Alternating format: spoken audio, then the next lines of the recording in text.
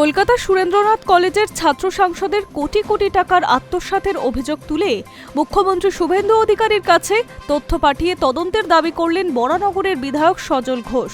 ব্যাংকের পাসবইয়ের তথ্য তুলে চাঞ্চল্যকর অভিযোগ জানিয়ে সজল ঘোষ বলছেন, কলেজের ছাত্র সংসদের জন্য ছাত্রছাত্রীদের কাছ থেকে সাধারণত 50 থেকে 100 টাকা নেওয়া হয়। সেই কালেকশন থেকে কখনোই বছরে 2.5 কোটি টাকা ছাত্র সংসদের তহবিলে আসতে পারে না।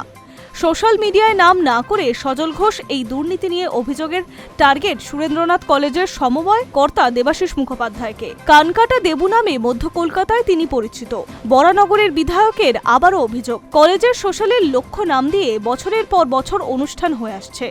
ওটা আসলে তৃণমূলের একটি বিশেষ গোষ্ঠীর টাকা তোলার লক্ষ্য ছিল। আমরা বছরের পর বছর কলেজের ছাত্র সংসদ চালিয়েছি, কিন্তু কখনোই এত কোটি কোটি টাকা তহবিলে আসেনি। কিভাবে এলো, কেন এলো, কে বা কারা দিল, পুরোটাই তদন্ত করার জন্য মুখ্যমন্ত্রীকে অনুরোধ জানাচ্ছি। সজলের কথায় এখনো ওই তহবিলে 1 কোটি টাকারও বেশি রয়েছে। কিভাবে এই বিপুল পরিমাণ টাকা এলো, কেনই বা ছাত্র সংসদকে কলেজের কর্তৃপক্ষ এত টাকা দিয়ে দিল, এই নিয়ে উচ্চ পর্যায়ে তদন্ত করে দুর্নীতির ওই টাকা আত্মসাৎকারীদের অবিলম্বে গ্রেফতার করার জন্য মুখ্যমন্ত্রীকে অনুরোধ জানিয়ে তথ্য প্রমাণ পাঠিয়েছে।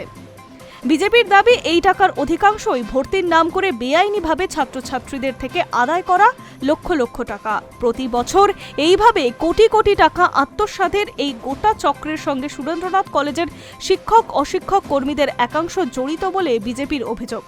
সোশ্যাল মিডিয়ায় সজলের এই পোস্ট করতেই সেখানে বহু বর্তমান ও প্রাক্তন ছাত্রছাত্রী কলেজের অসংখ্য বেনিয়ম নিয়ে সরব হয়েছেন।